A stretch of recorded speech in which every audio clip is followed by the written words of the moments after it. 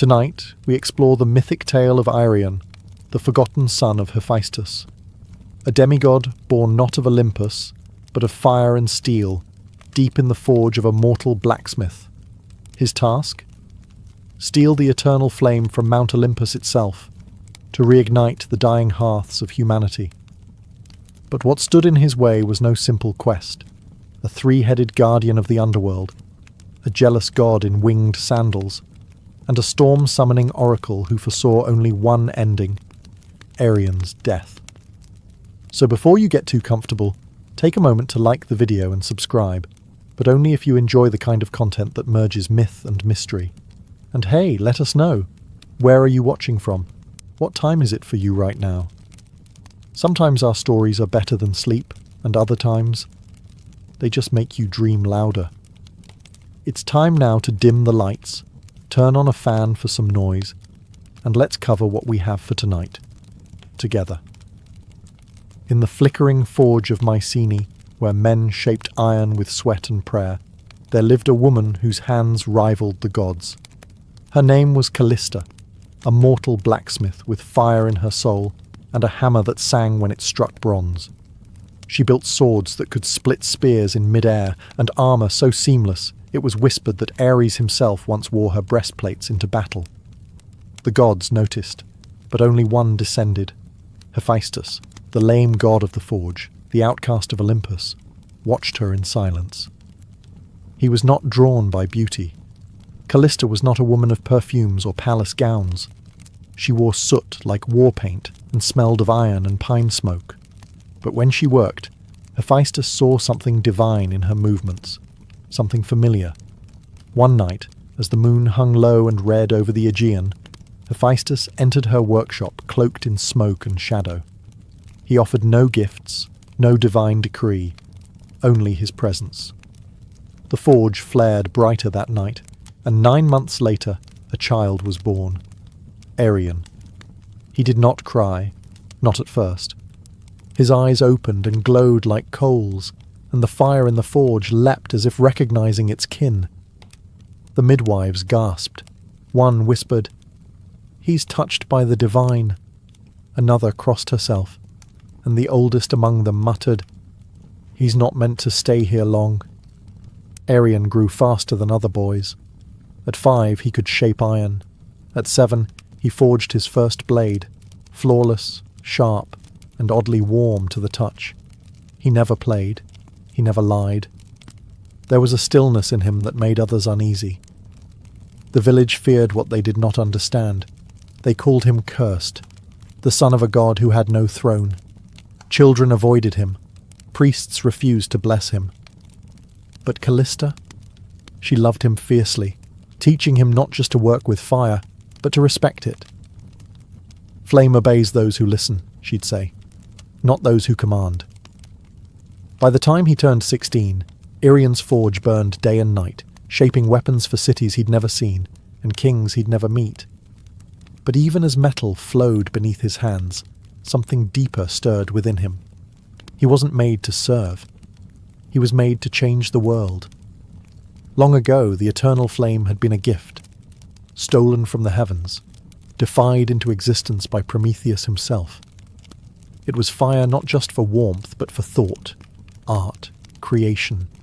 It was what set man apart from beast. But that age of defiance had dimmed. Humanity no longer remembered the debt it owed the gods, and the gods in turn had turned their backs on mankind.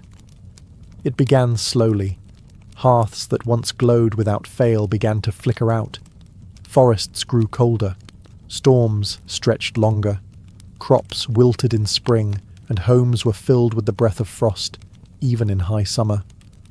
Children shivered beside unlit chimneys.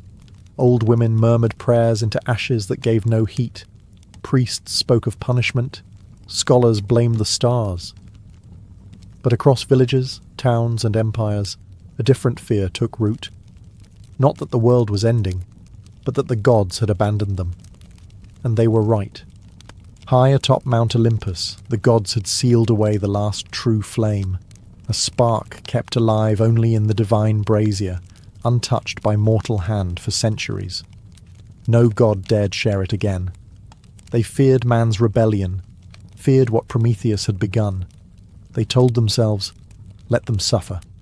They must remember their place. But not all gods agreed. In hidden corners of the world, whispers stirred. Dryads spoke of a boy born of flame. Nymphs saw sparks dancing in a boy's eyes from Mycenae. The winds carried a name, Irion. In the cold chambers of Delphi, the oracle dreamed of fire, walking on two legs, lighting cities with its footsteps. And in the depths of forgotten temples, dying candles sputtered back to life at the sound of a blacksmith's hammer striking anvil. Irion had no idea. He only knew the iron was growing harder to shape, that the flames in his forge required more breath, that the warmth that once came easily was slipping away. But the world had begun to watch. Gods both old and silent had turned their gaze to Mycenae. The divine brazier atop Olympus, though shielded in marble and guarded by fate, flickered for the first time in an age, responding not to a god, but to a boy born of fire and sorrow. And deep within him, something began to glow. Delphi was dying. Once the centre of divine council, where kings and warriors climbed stone paths to seek Apollo's voice, now it stood quiet, its columns cracked and overgrown, its sacred springs reduced to mist. But one voice still lingered, buried deep within the mountain's breath. The oracle. Irion arrived in silence. No one greeted him at the gates. The torches lining the temple had long since gone out. Ivy clung to broken altars like fingers, unwilling to let go of lost faith. Thunder growled in the clouds above, not of rain, but of something older. Watching. He descended into the hollow chamber where generations before him had once wept and begged. There, seated atop a crumbling stone throne, was the oracle. She was draped in violet robes, skin pale like ash, eyes blind but blazing with storms. Before he could speak, she inhaled sharply, like a flame being pulled back into a lantern. "Irion," she hissed, though no name had been spoken. He said nothing. "You will climb the mountain. You will take the flame. And you will die." Her voice cracked like a whip through the stillness. He didn't flinch.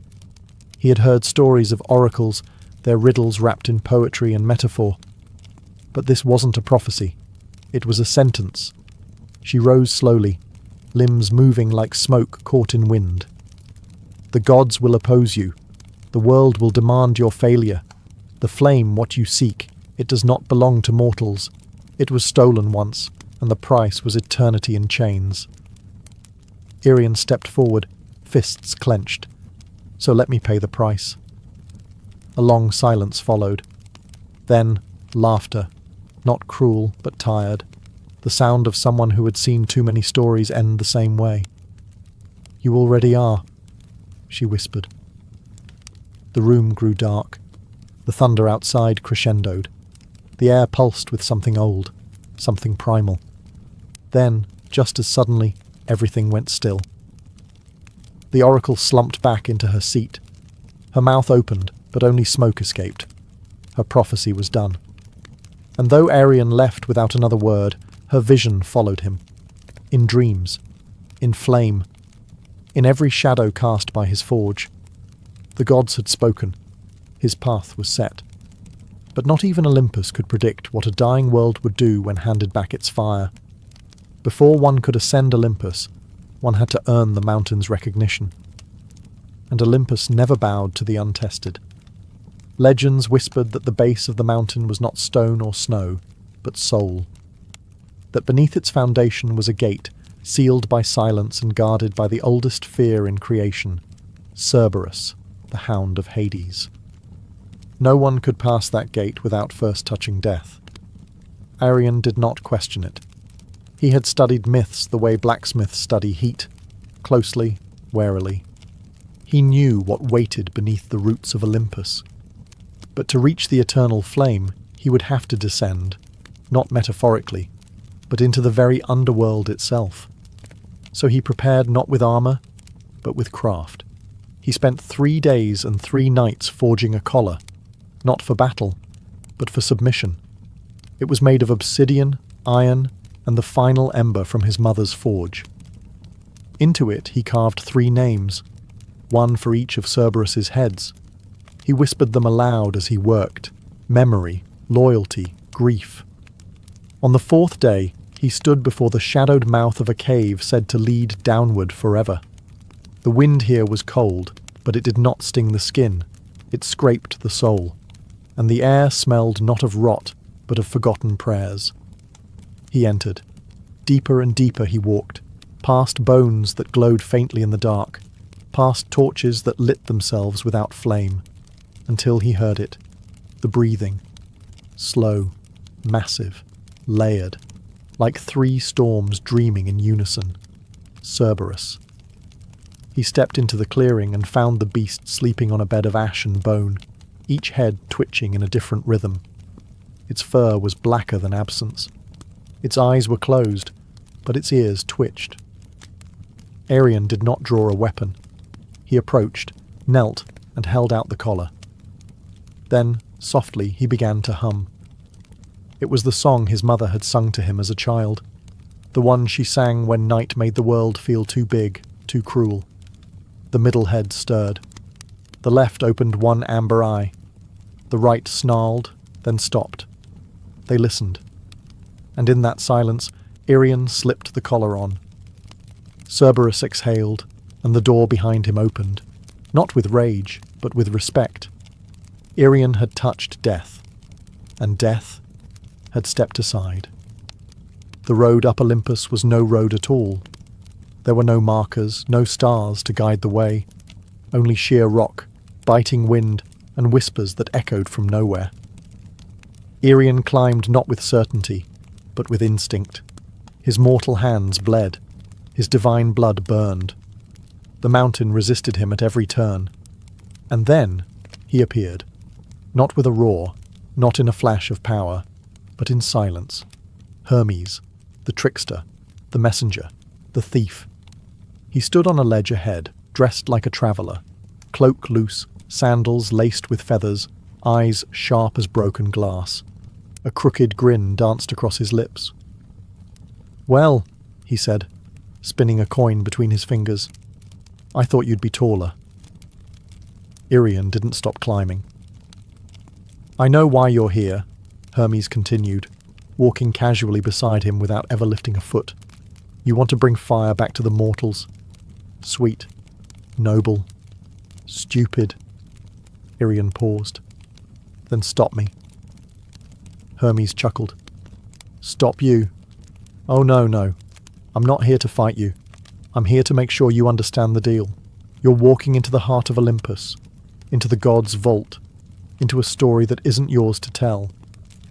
And yet," Arian replied, "here I am." That smile faded slightly.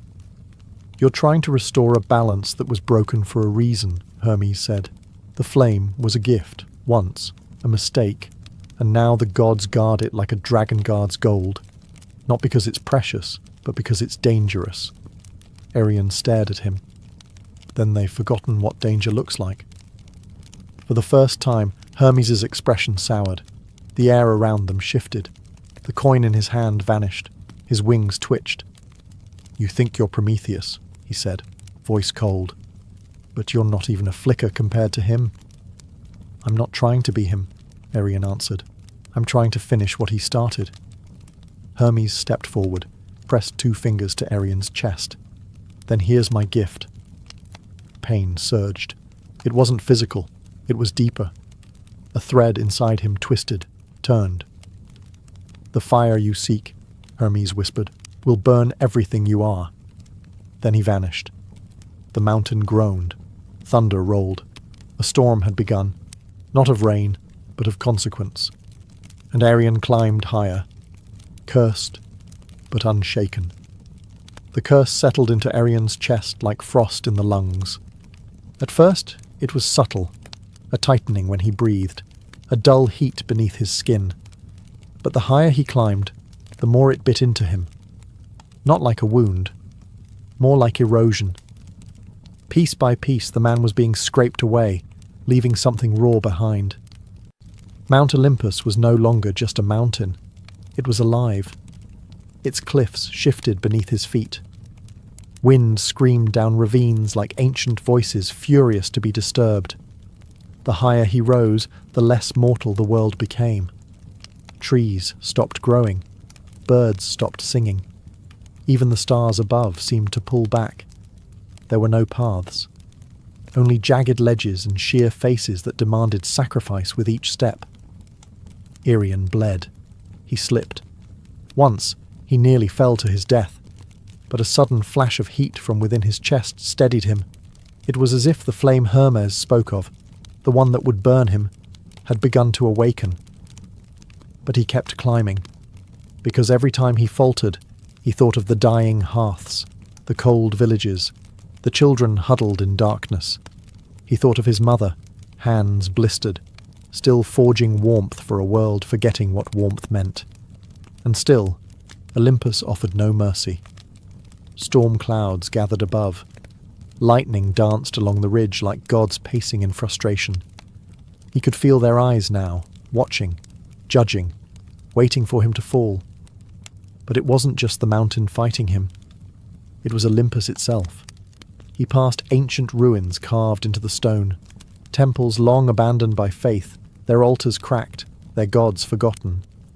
Statues of Athena with eyes chipped out, columns of Zeus split by time and silence. Irian realized something no one else had dared to say aloud. The gods weren't powerful anymore. They were afraid that a mortal might bring the fire back without their permission, that someone not born in their halls might carry the light that once defined Olympus, and in that fear they threw their worst at him. Ice, thunder, visions, voices, but he climbed. With hands torn and heart smouldering, he rose above the clouds, and in the distance, lit not by sun, but by divine flame. He saw it, the brazier, burning, waiting. It was not what he expected.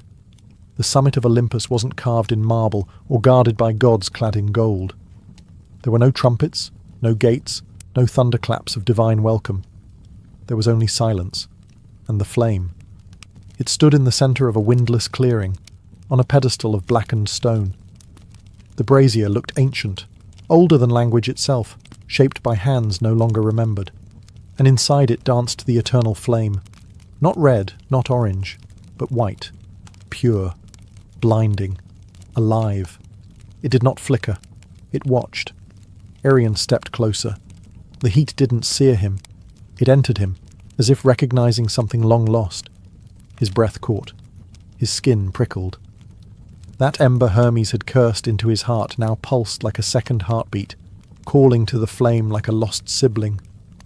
He reached out. In that moment, time faltered.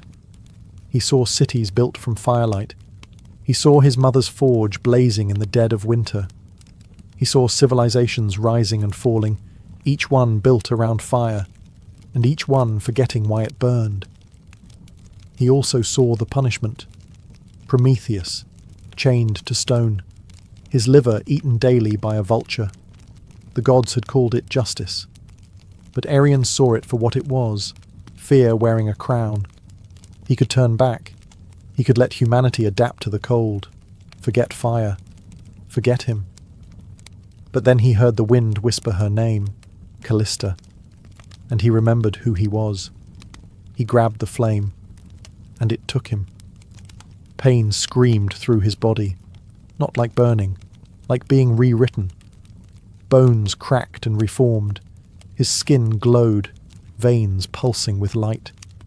He fell to his knees, roaring soundlessly, as the flame poured into every part of him, erasing the boy, forging the fire-bearer. He wasn't holding it anymore. He was it. The brazier flickered, then dimmed, then went cold. Because the eternal flame was no longer chained to Olympus, it had chosen a new vessel. Irian collapsed beside the empty pedestal. Smoke rose from his fingertips, but his eyes glowed like dawn. He breathed, barely. But with each breath, a wisp of warmth spread outward, into the wind, down the mountain, toward the world below.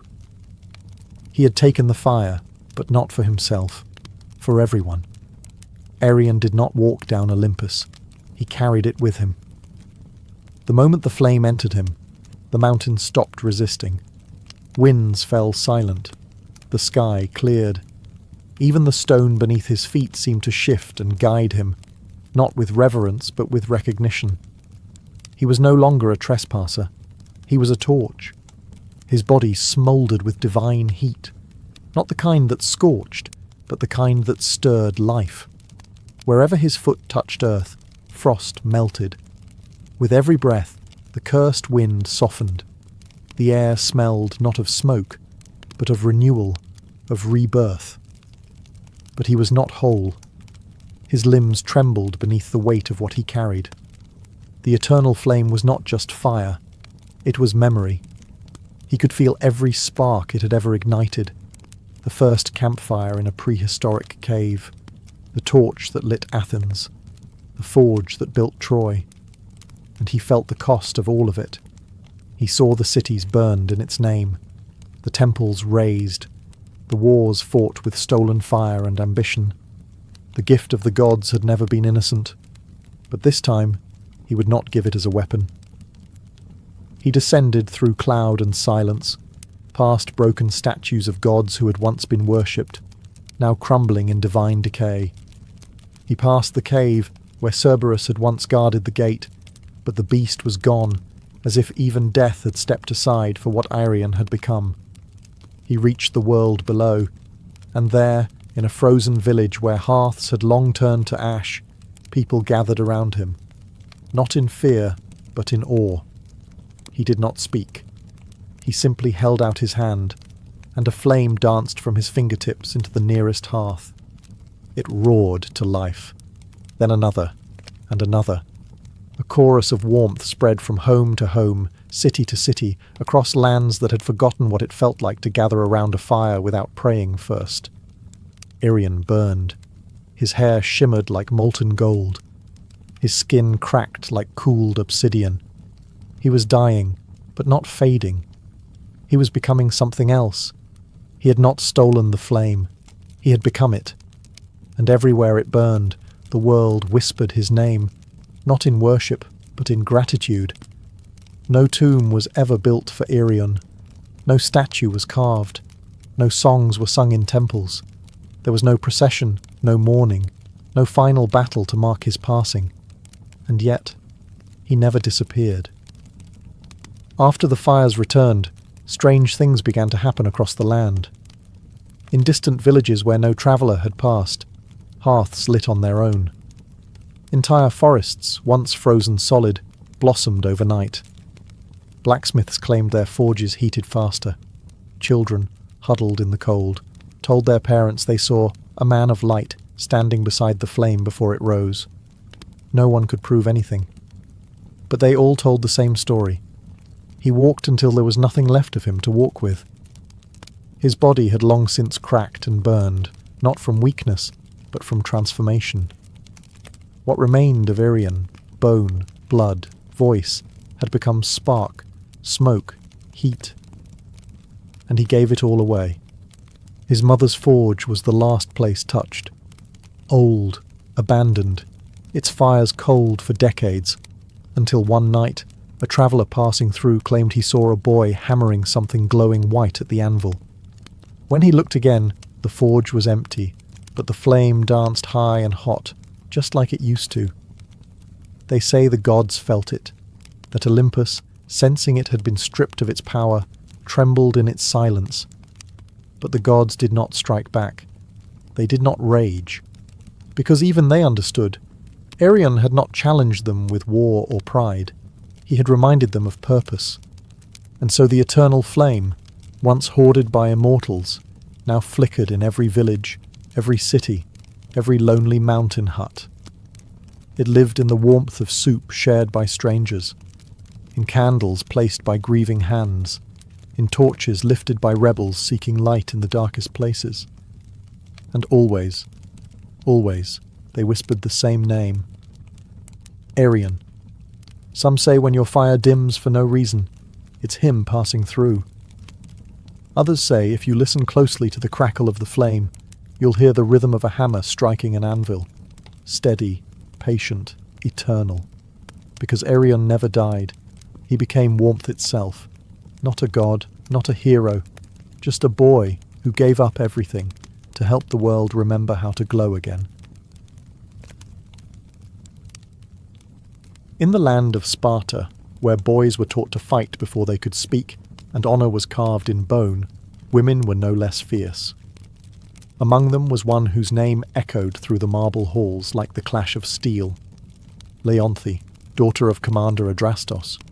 She was born during a blood-red eclipse, as omens howled over the city.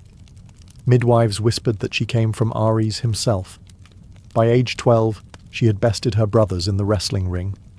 By 16, she had led a hunting party into the Taygetus Mountains and returned with 3 wild boars tied behind her chariot. Leonthe was not just respected, she was feared. She walked through the Spartan agora with a straight spine and quiet steps. Men lowered their eyes. Women watched her with a strange mix of envy and awe. She rarely spoke unless spoken to, and her words were chosen like arrows, never wasted. But there was something in her that few noticed. When she removed her armour at night, when the torches dimmed and the world outside fell away, Leonthe would stare at the stars, not with a warrior's challenge, but with wonder.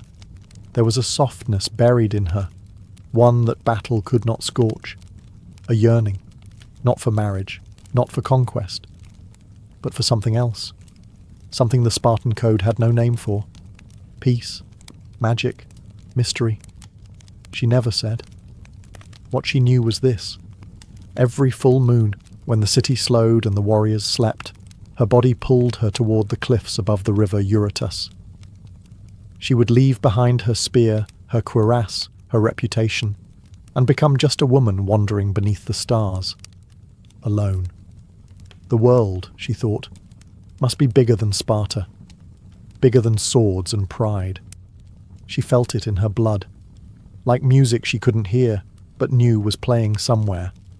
And then, one night, beneath a sky so silver it looked scraped from the edge of a blade, she saw it, gliding across a still pool in a hidden grove. A swan, unmoving, watching her, moonlight rippling on its back. Beautiful in a way no war song had ever been. And from that moment on, Leonthe's life began to shift, away from blood and battle, towards something softer, stranger, and far more dangerous. The grove was hidden, untouched by the usual grit of Spartan boots. Nestled between 2 cliffs, it whispered of something older than Sparta, older even than Olympus. The trees curved in crescent arches, their branches low and silvered by moonlight. A shallow lake lay at the centre, still as glass, and on it, the swan. Its feathers shimmered like woven starlight, neither white nor grey, but something in between. It floated with the silence of smoke, cutting across the water with no ripple. Its long neck arched gracefully, as if sculpted by divine hands, and its eyes, gods, its eyes, held no animal wildness, no fear, only awareness. Leonthe froze at the tree line. Her training screamed caution. Nothing in nature moved like this. No creature stood so boldly before a human. But the swan did not flee. It watched her, calmly, expectantly. She stepped forward. It tilted its head. Another step. Closer. The lake did not stir. She stood at the edge of the water, heartbeat steady but alert, hand resting lightly on the dagger strapped to her thigh. The swan moved again, slowly, deliberately, toward her. When it reached the edge of the shallows, it stopped and bowed its head slightly. Leonthe knelt. She had seen thousands of things in her life. War camps burning, bloodied warriors screaming at the heavens, newborn calves gasping for their first breath. But never had she seen something so quiet, so still, so enchanted. She reached out. The swan did not resist. Her fingertips brushed its feathers. warm, unnaturally warm, as though its body burned with sunlight instead of blood. A feeling stirred in her chest, not fear, not fascination, something older, something she didn't know she'd been missing until that very moment. Connection. The swan blinked once and turned away, gliding back into the centre of the lake. Leonti remained kneeling, watching it, unsure what had just begun, but certain it was no accident. The next full moon, she returned. So did the swan, and again, the next month, and the next.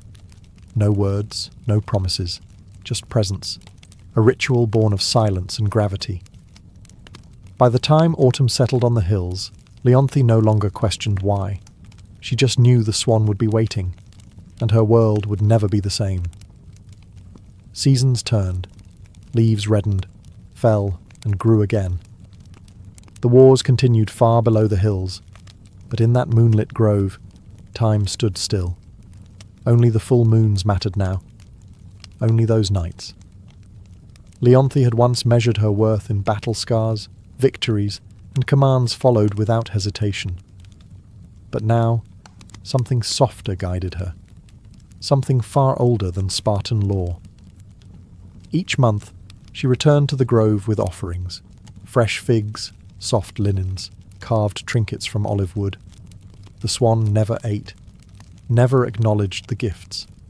Yet Leonti continued, drawn by an instinct she couldn't explain. The swan was always waiting. It met her at the edge of the water, dipped its head gently, then glided by her side. Sometimes it circled her. Sometimes it simply stood beside her on the shore, its warmth bleeding into the air around it like a hidden sun. She began to speak, not like a soldier, but like a woman who had never been heard before. She spoke of her father's coldness, of how victory never filled the empty space in her chest, of the nights she stared at the sky, wondering if there was more than sword and soil. The swan said nothing, but it listened. She could feel it. Its stillness wasn't silence. It was attention. The kind mortals never gave. The kind no commander, no suitor, no friend had ever offered her. Over time, she stopped feeling alone. She braided her hair before each visit, smoothed her robes, sat beside the swan for hours, shoulder touching wing, saying little, yet feeling more than she'd ever felt in a Spartan palace or battlefield. And still, the swan never fled, never aged, never changed. She should have been afraid. There were stories of gods taking animal form to lure mortals into ruin, stories of punishments for those who loved the divine. But Leonti didn't believe in stories anymore. She believed in the way her hand fit perfectly along the curve of the swan's neck, in the way it bowed its head when she sang quietly into the night, in the way it seemed to wait for her, need her. No words, no promises. But in their silence, something ancient took root, and though she didn't speak the word, not even to herself, Leonti knew what it was. Love. The swan was not born of earth. Its wings had once stretched across the sky. Its fingers had played the lyre that made the sun rise. Its name had once been whispered in temples, carved in marble, and shouted in song. Apollo, god of light, of music, of prophecy, now silent, feathered, bound. Long before Leonti was born, Apollo had committed a sin in the eyes of Olympus. He had defied Zeus, not with blade or rebellion, but with truth. He had spoken against his father's punishments, against the cruelty passed down from throne to world, against the silence demanded by power. For this, Zeus did not kill him. He unmade him, a spell cast in fury, more curse than justice. Apollo was stripped of his form, his voice, his divinity, forced into the body of a swan, not to teach him humility, but to remind him he could glow like the sun and still be caged by shadow. The curse was crueler still. There was one condition. If a mortal ever discovered his true identity, the transformation would become permanent. And so Apollo waited. Years. centuries, lifetimes, floating on lakes, hiding beneath stars, watching mortals forget his temples, forget his hymns, watching the world grow colder as the gods withdrew, until Leonthe. Her presence cracked something inside him, something buried so deep even Olympus had forgotten it existed. Hope. He never meant to be seen, never meant to stay, but she returned, again and again, and her voice when she spoke to him in the glade, was the only thing that made the fire inside him flicker again. She was not a priestess, not a nymph, not a chosen oracle. She was a warrior with hands that knew only weapons, a woman hardened by loss and trained to feel nothing. And yet, she saw him. She treated him not as a symbol or a threat, but as something sacred, something worth waiting for. He dared not speak, dared not reveal his name. But in the tilt of his head, in the stillness of his body, he answered every question she never asked. And slowly, impossibly, he loved her back. In Sparta, solitude was respected, but not for too long. Leonthe's absence did not go unnoticed. Each full moon, she slipped away from the barracks, from the training fields, from the watchful eyes of commanders and kin. At first, none questioned her. She was Leonthe, untouchable, unshakable, the warrior whose loyalty was carved into every scar. But Sparta thrived on order, on discipline, and love, especially the hidden kind, was a foreign thing in a city built on control. Whispers began. She wanders. She speaks less in council. She trains, but her strikes lack venom. It was true. Leonthe had changed. Her movements were still sharp, but no longer cruel. Her voice no longer cut. And something in her eyes softened. Some nights she smiled to herself, as if holding a secret the gods themselves couldn't steal. Her father noticed first. Commander Adrastos, a man whose face bore no softness, whose daughters were meant to lead men, not follow feelings. He summoned her one evening, under the guise of strategy. But when the chamber emptied, he spoke plainly. "What keeps you from sleep?" Leonthe offered no answer. His voice darkened. "Do not forget who you are." But she already had, at least the version of herself that Sparta had moulded.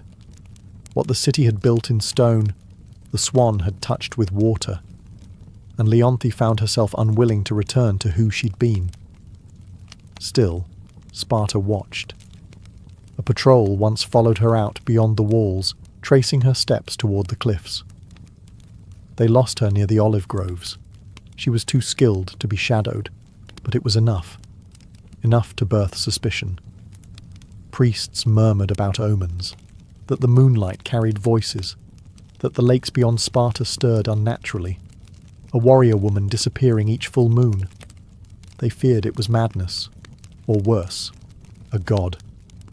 Leonthe knew the walls were closing in, that eyes were learning to look where before they had looked away, that her silence, once strength, now made her vulnerable. But still, she went. Still, she found him. And in that grove where moonlight touched feather, she forgot the noise of Sparta, forgot the rules, forgot the danger. Only one thing mattered now, not being seen. Because if the world discovered what she knew in her heart, it would destroy them both. The moon was heavy that night, low, swollen, golden as a dying flame. Leonthe stood in her chamber, fingers trembling over her armour, unable to fasten the final clasp. Something had changed. She had felt it for days. A quiet trembling beneath her feet, like the ground itself knew what she did not. The swan had been different on their last meeting, restless, more watchful. Its feathers bristled when the wind shifted. It had circled her twice before settling at her side, its warmth sharp instead of soothing. That night, sleep eluded her, and when it came, it brought visions. She stood in a silver grove, her hands covered in gold dust. A statue loomed before her, part man, part swan, its wings frozen mid-beat, its face serene and lifeless. She reached out, called a name she didn't know she knew. Apollo. The statue cracked, and a voice echoed, not from the sky, but from inside her bones. Truth will freeze what love has kindled. She awoke breathless, heart racing, the name still burning on her tongue. She tried to dismiss it, a dream, nothing more. But warriors know when fear is real. And this was no ordinary omen. This was prophecy. The next day, Leonthe left Sparta earlier than usual, the ache in her chest sharper with every step. She didn't follow her usual path. Her feet led her deeper into the hills, through trees she'd never passed, into groves untouched by memory. There, hidden beneath a curtain of ivy and moss, she found the altar, ancient, cracked, marked with a single unmistakable inscription, carved in old flaking gold. Apollon. Her breath hitched.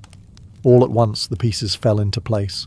The warmth of the swan, its listening gaze, the dreams, the curse in her bones, the reason it had always come during the full moon. He wasn't just enchanted. He was a god. Her god. And she had broken something. She stumbled back, the sound of feathers behind her. The swan had followed her, silent, as always. But its stillness no longer comforted her. It was watching, sadly, softly, as if it already knew, as if the truth had arrived, and so had the end. The grove was no longer still. The air pulsed, slow and deep, like the breath of something ancient stirring in its sleep. Moonlight trembled on the surface of the lake. The trees leaned in, silent witnesses to the unravelling of a secret that had survived centuries. Leonthe stood frozen before the altar. The name, Apollo, still echoed in her mind like a spear striking stone.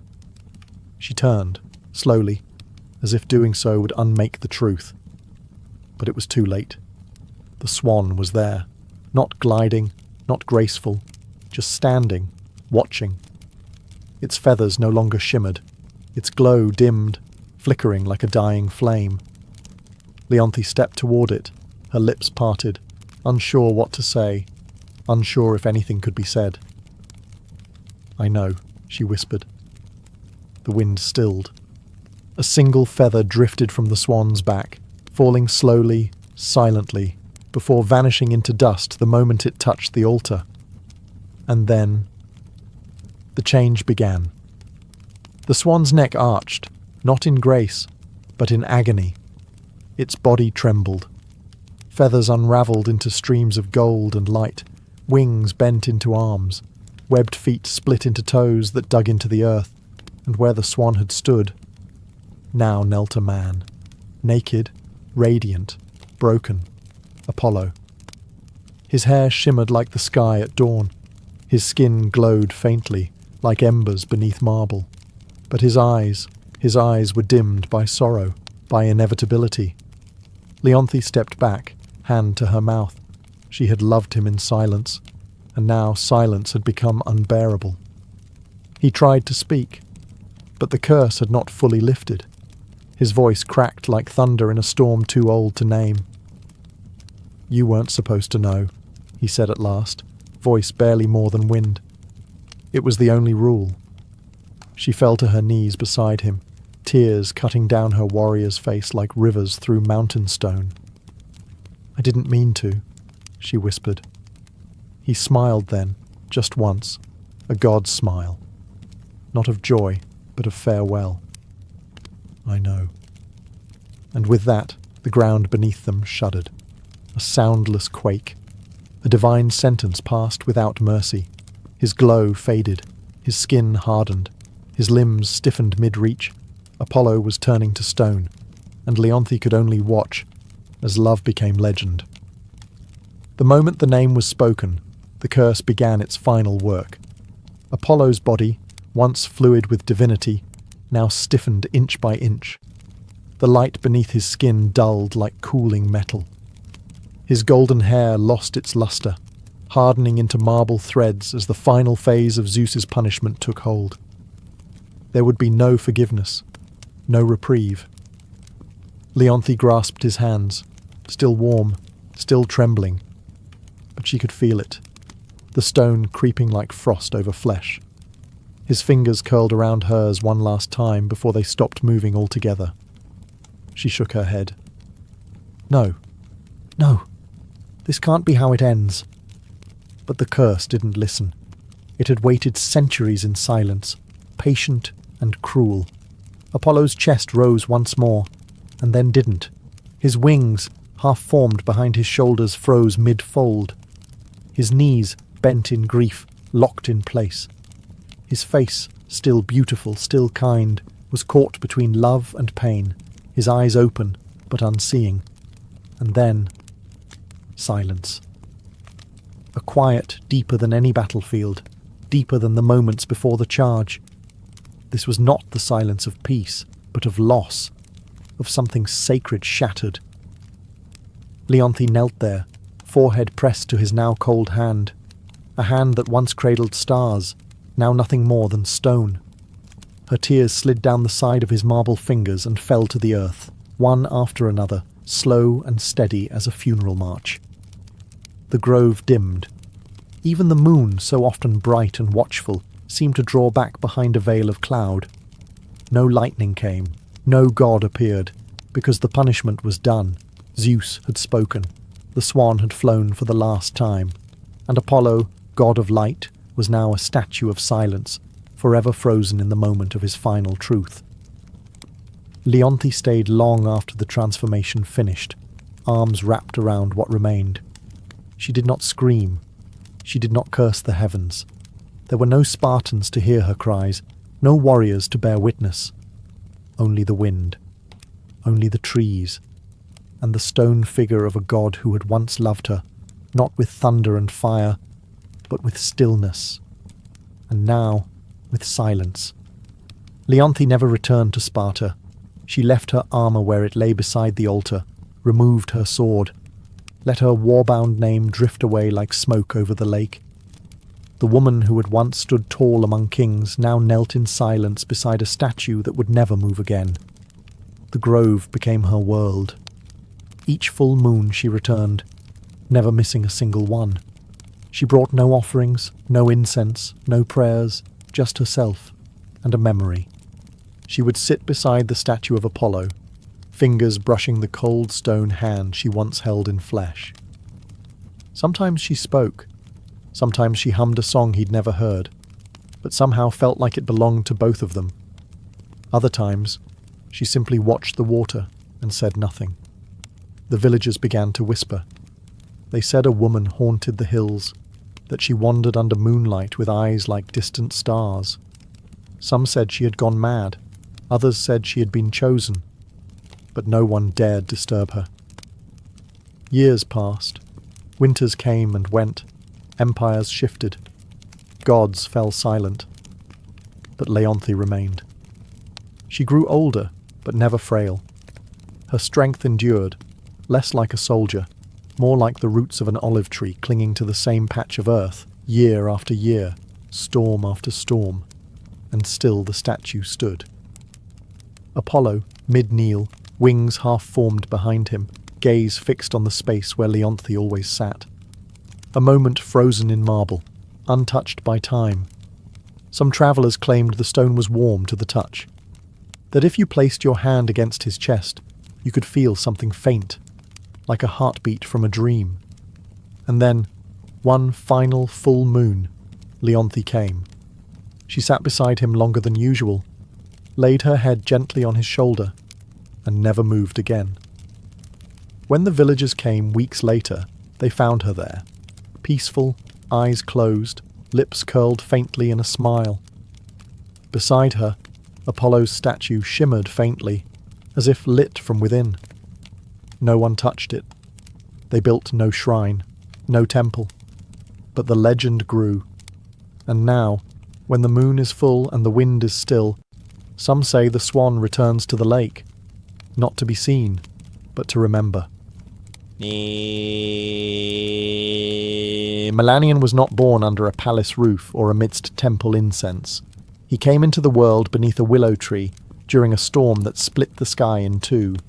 His mother, a midwife's daughter, swaddled him in a linen wrap as thunder rolled over the hills. Birds scattered, the rain danced, and the child did not cry. He hummed. From the moment he could walk, music followed him. Streams whispered melodies when he knelt to drink. Leaves trembled in harmony as he passed. He didn't need instruction. Sound belonged to him. By 10, he could mimic any bird call and weave it into song. By 16, he played the lyre with such grace that even hardened warriors paused to listen. He sang of rivers, of lost brothers, of fields before war, songs that filled men's eyes with tears they didn't know they had. People called him a gift, a miracle, a child of divine breath. He never claimed it. Melanion travelled from village to village, sharing his music without coin or pride. His voice calmed fevers. His chords softened hardened hearts. He once played for a dying child who, upon hearing his lullaby, smiled and drifted into death as if it were a dream. But not all ears that listened were mortal. One spring evening, as he sat beside a glimmering river and strummed a tune about starlight, the very air around him changed. The wind slowed, the water stilled, even the frogs silenced their song. And then they arrived, the Muses. 9 of them, stepping lightly from behind the veil of the world.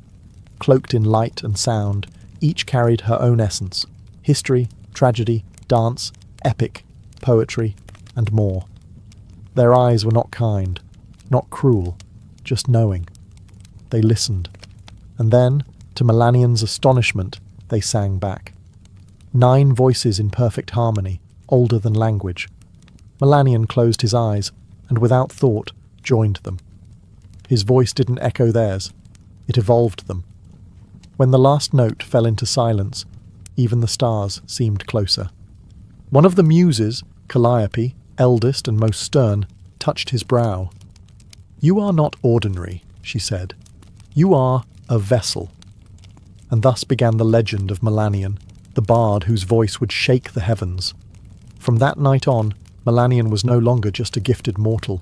He was touched, marked, whispered about. The Muses had chosen him. In the quiet folds of Mount Helicon, where few dared to tread, they invited him into their sacred circle.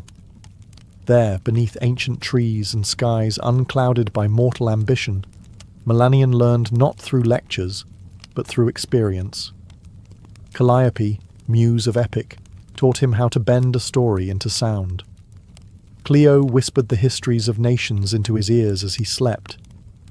Terpsichore danced barefoot through leaves while he played beside her, his fingers learning the rhythm of wind and body. Euterpe laid her flute across his palm and said only, "Listen." And he did.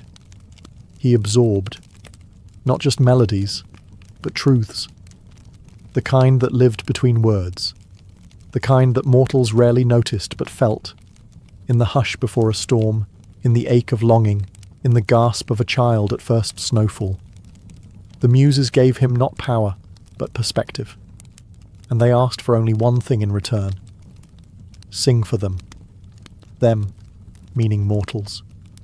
The lost, the weary, the proud and broken. Those who needed to remember that beauty still existed, even in suffering.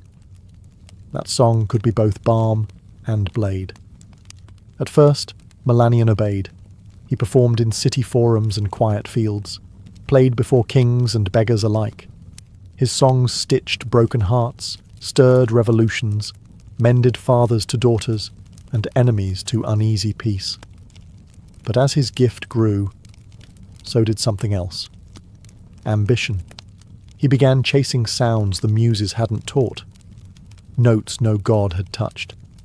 In the stillest parts of the night, he would write alone, drafting fragments of something beyond language.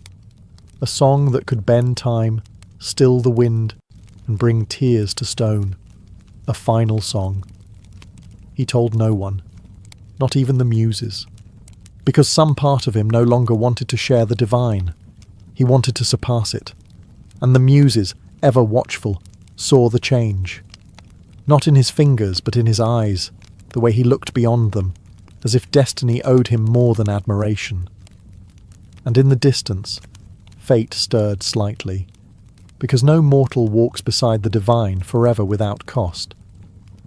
Melanion withdrew from the world. He left behind the applause, the requests, the gifts from kings and the adoration of cities.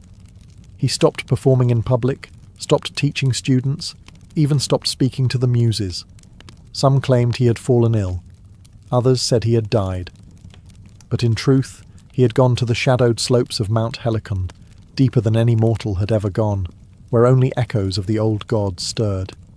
There, in a cave lined with crystals that sang when touched by light, he began composing the final song. It came to him in pieces, sometimes in sleep, sometimes in thunder, sometimes in silence so deep it frightened him. He didn't write it. He found it, like a secret hidden between the folds of reality. The melody refused to stay still. It changed when he breathed, twisted with his heartbeat. It was not a song for performance. It was truth in sound. He heard the birth of stars in its opening note. He felt the deaths of empires in its fall. It was not sad. It was not joyful. It simply was. He laboured for months, maybe years. Time bent strangely inside the cave. He ate little, slept only when the music allowed it. He would weep one moment, laugh the next, as though the song played through his soul instead of his hands. And when it was finished, the world changed. Birds stopped mid-flight. Trees leaned toward the windless mountain. Streams went quiet. The sky itself held its breath. And far above, in the marble chambers of Olympus, the gods turned their heads. Even the fates, who never looked away from their weaving, paused. Clotho whispered, "A thread trembles." Lachesis frowned, and Atropos, whose shears never hesitated, set them down. They listened. The song did not demand worship. It did not beg to be loved. It simply revealed everything. When the final note faded, even the cave refused to echo it, as if the world knew to repeat it would be a crime. The gods waited. The muses waited. They expected Melanion to return, to offer this wonder to the world. But he didn't. He hid it. And in doing so, he set a different music in motion. One of silence. And consequences. When Melanion emerged from the cave, the world felt smaller. The skies, once so vast, seemed pale beside the echoes of the song still humming in his bones. People rushed to greet him. Musicians, poets, even priests. They begged to hear what he had written, to feel whatever power had moved the heavens. But Melanion said nothing. They asked again. He smiled faintly. Not yet. Only the muses saw the shift. They came to him one dusk, stepping from starlight like breath from a lyre. Their robes glowed with inspiration, but their eyes held warning. "You were chosen to carry beauty," said Erato, soft and sorrowful. "But beauty is not meant to be buried," added Clio. "You must sing it," whispered Calliope. Melanion bowed his head. "I will not see it cheapened." They flinched, as if he'd struck them. "You think mortals unworthy?" Terpsichore asked, voice trembling. "You think you alone are its guardian?" He met their eyes, not with rage, but with something colder. Possession. "Yes." Silence fell like winter between them. "Then you are no longer ours," said Calliope, "not because you created something beyond us, but because you hoard it." He said nothing, and they vanished. Still, the gods waited. Even Zeus, who rarely concerned himself with mortal affairs, paused his thunder to listen. Even Hades tilted his head in the depths. They waited for a single note, a whisper, a fragment. Nothing came. Melanion kept the song locked inside himself. Not written, not recorded, not shared. He called it sacred, but sacred things, when sealed too long, begin to sour. He performed other pieces. They were still beautiful. Audiences wept. Crowds cheered. But he knew. And so did the divine. Something was missing. And worse, something had been stolen. The song that could stir the fates, bend time, and touch the gods themselves, was buried beneath his pride. He told himself he protected it. But the muses, watching from afar, saw the truth. He had chained the divine to his ego, and the gods, who endure madness, war, and worship without blinking, do not abide theft. And so, one night, the wind turned still. The stars went quiet, and a curse began to bloom. Not with fire, but with memory. The curse came softly. No thunder, no divine wrath from Olympus. Just a dream. Melanion lay beneath an open sky, cradled in the same silence he had once treasured. Sleep pulled him gently into darkness. And there, waiting, was the song. The final song. It returned, clearer, richer, impossibly perfect. He heard notes he'd never written, harmonies he hadn't yet imagined. It lifted him through stars, wove him into oceans, unspooled the very fabric of meaning. He wept in joy, in awe, in surrender. And then, morning. Gone. Not faded, erased. No memory, not a note, not a name. The melody he'd written with his soul, felt in his bones, was gone like mist at sunrise. At first, he thought it a cruel trick of sleep. He grabbed his lyre and tried to recall even a single progression. Nothing. He strummed wildly, off-key, frantic. Nothing. That night, he returned to his bed early, heart pounding, and the song returned, more radiant than ever. He sang along in the dream, tears streaming, fingers dancing through light. It felt real. He could remember it within the dream, but once again, with dawn's first breath, gone. Melanion began keeping candles lit through the night, scribbling notes in the dark. He begged his mind to retain a phrase, a rhythm, a single image. But no matter what he tried, it vanished. Again, and again, and again. He stopped playing, refused to perform. Crowds dwindled, friends left. His home grew dusty and cold. But none of it mattered. He had one obsession now. Remember the song. The muses stood at a distance, watching with sorrow. He was given a gift, said Euterpe, and he chose to cage it. Now he is the only one who will hear it, said Polyhymnia. And never remember, whispered Clio. It was not vengeance. It was balance. Melanion would hear the song every night, for eternity. But it would live only in dreams. Each sunrise it would slip through his grasp like water through cracked hands. He would never stop chasing it, never stop hoping. And in time, hope would rot into madness. Because what torments a bard more than forgetting the greatest song he ever knew, and knowing it still sings without him? Melanion stopped counting the nights. They bled into each other, an endless loop of ecstasy and loss. Each evening, he slipped into dreams where the final song embraced him like a lover returned from war. And each dawn he woke alone, screaming, weeping, blank. At first, he tried to outwit the curse. He hired scribes to sleep beside him, begged seers to extract fragments from his mind. He sang to mirrors, hoping his own voice would betray some hidden memory. Nothing worked. And slowly, he began to fray. He stopped eating. His robes hung from a body gone hollow. His fingers trembled when he reached for his lyre, the same instrument he once cradled like a child. Strings snapped under his shaking hands.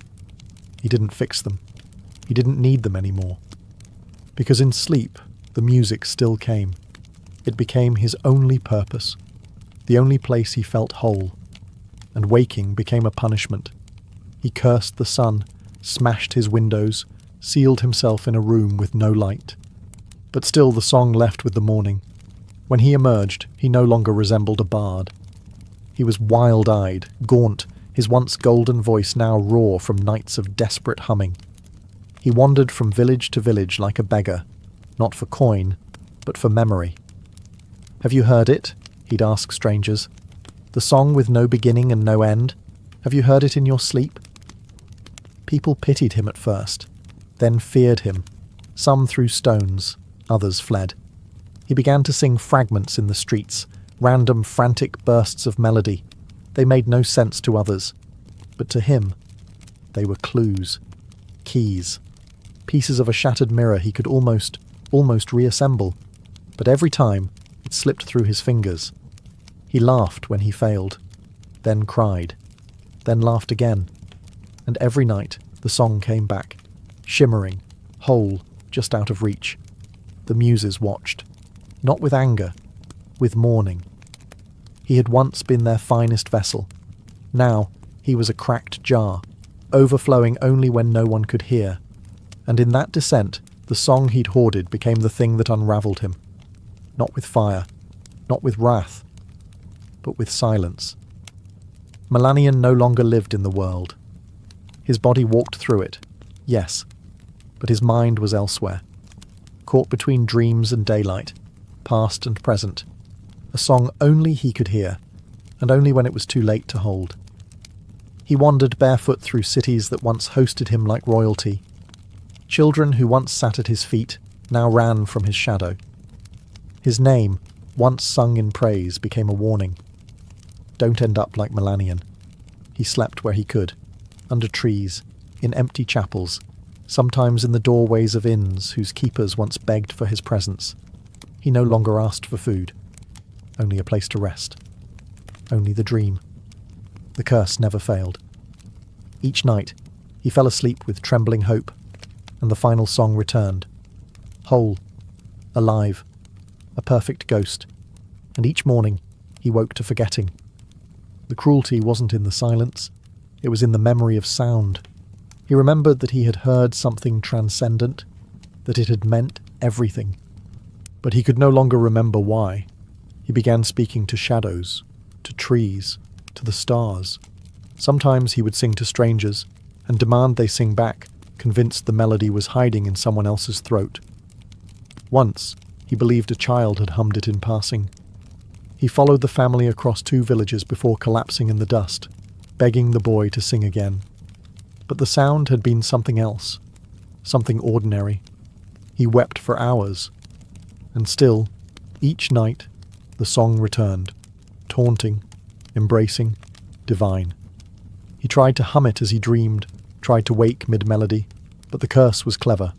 He could not move within the dream. He could not record it, write it, carry it, only hear it. And when he woke, emptiness. Some who saw him said he still hummed in his sleep, that if you placed your ear near his mouth at midnight, you could hear a music unlike any other. But only then, only in darkness. The muses no longer came. The gods stopped watching. And Melanion, once the voice of the world, now wandered like an echo of a song the world could no longer remember, and he could no longer forget. Melanion had grown thin as twilight. His skin, once kissed by golden light, was now pale and paper-thin. His voice, what remained of it, was hoarse from years of whispers and wandering. He no longer searched for food, shelter, or even the song. He simply walked. One evening, he reached a cliff overlooking the sea. It was quiet there. No towns, no roads, no curious eyes, just the wind, the waves, and the stars slowly rising in the deepening blue. He sat, curled against a stone, the sea breeze tangling what remained of his hair. He didn't weep. He didn't sing. He simply closed his eyes, and the dream came again. But this time, something was different. There was no delay, no mist to wade through, no struggle to hear. The final song was there from the beginning, full and clear. But it was not just sound. It was a place, a presence, a world built from music. Melanion stood within it, barefoot on chords that bent like grass, stars pulsing above in rhythm. The sky was a symphony. The wind sang in harmony. And he was not just hearing it. He was part of it. His own voice joined the song, and it did not tremble. It did not forget. It soared. He saw every note he had lost, every phrase he'd mourned. But now he understood. The song had never left him. It had grown without him. It had become more than his hands could hold. He was not its owner. He was its witness. And in that final dream, there was no sorrow, no shame, no punishment, only release. When the sun rose, Melanion did not stir. The wind lifted softly around his body, as if carrying away a final breath. A shepherd passing the cliffs found him later, peaceful, hands resting on his chest, as if cradling an invisible lyre. There was no scroll, no recording. But above him, high in the coastal sky, seabirds flew in strange formations, almost like they danced to something only they could hear. And the sea, for a moment, sang. Not in words, not in melody, but in something older than either. Something he had finally become. Melanion was buried beneath a lone olive tree near the cliff where he last slept. No priest performed the rites, no crowds gathered, just the shepherd who found him, and a few villagers who remembered the stories, faint echoes of the bard who once made the gods pause mid-breath. There was no monument, only silence. But silence has a way of amplifying truth. In the years that followed, strange things were whispered across the land. Travellers claimed that if you passed that cliff under a new moon, you might hear a melody in the wind, brief, fleeting, heartbreakingly beautiful. Not a full song, just a note, just enough to make you stop. Children began dreaming of music they'd never heard. Musicians would wake in the night with tears on their cheeks and no memory of why. And sometimes, when a bard sat alone at dusk with no audience, a sudden chord would form beneath their fingers, something not theirs, something perfect. They never remembered it by morning. The muses said nothing. They did not curse another bard. They did not reclaim the song, because they understood what Melanion had become. Not a warning, not a hero, but a vessel turned legend. A soul whose punishment was born not of cruelty, but of refusal, and whose redemption came not through sharing, but surrender. The final song was never written down. It was never performed in amphitheatres or temples. It does not exist in scroll or scripture, but it lives. In the quiet moments between sleep and waking, in the hush before a performer strums their first chord, in the way the sea sounds different when you're grieving. Melanion's song became part of the world itself, not to be remembered, but to be felt. A whisper in the bones, a melody without words, and those who feel it, even for a moment, never forget the silence that follows. They say, if you stand alone on the right cliff, on the right night, with no one watching, and the wind is kind, you might hear a sound that doesn't belong to this world. Just a fragment, just a breath.